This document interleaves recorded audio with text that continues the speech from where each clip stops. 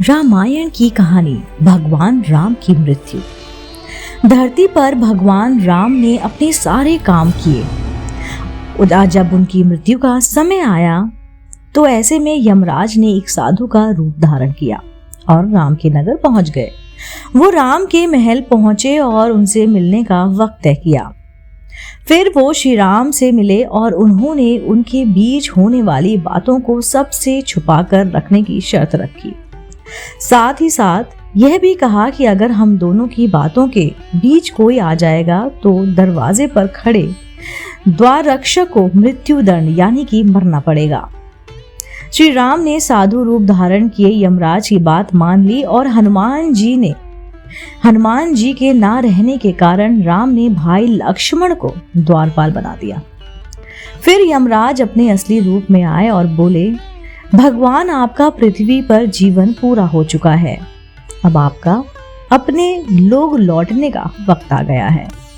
यमराज और भगवान राम के बीच बातचीत चल ही रही थी। उसी वक्त दरवाजे पर ऋषि दुर्वासा पहुंच गए।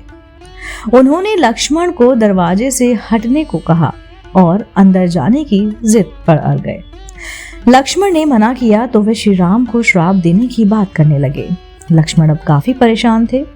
अगर श्री राम की बात नहीं मानी तो उन्हें मरना होगा और अगर ऋषि की बात नहीं मानी तो श्री राम को श्राप लगेगा।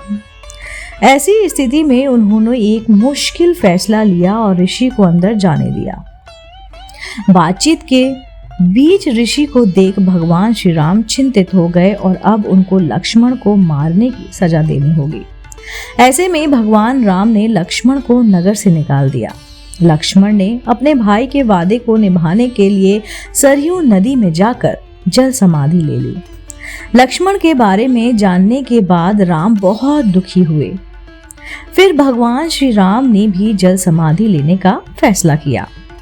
श्री राम भी सरयू नदी में जल समाधि लेने के लिए निकल पड़े। उस वक्त वहां भरत, शत्रुघ्न, हनुमान, सुग्रीव और जामवंत भी मौजूद थे। देखते ही देखते भगवान श्री राम सरयू नदी में समा गए। कुछ ही देर बाद नदी के अंदर से भगवान अपने विष्णु रूप में सबके सामने प्रकट हुए।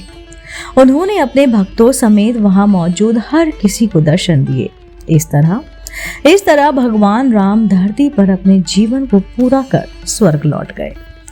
दोस्तों, उम्मीद करती हूँ आपको आज की कहानी बेहद पसंद आई होगी। अगर आप ऐसी ही धार्मिक पौराणिक कहानी कथाएं सुनना पसंद करते हैं तो आप मेरे चैनल आध्यात्मिक कहानियों को तुरंत से लाइक कीजिए, शेयर कीजिए और सब्सक्राइब कीजिए। मैं आपको मिलती हूँ जल्द ही इसी चैनल पर नई रोचक जानकारी और कहानी के साथ। आप देख रहे थे आपका अपना पसंदीदा YouTube चैनल आध्यात्मिक कहानियाँ।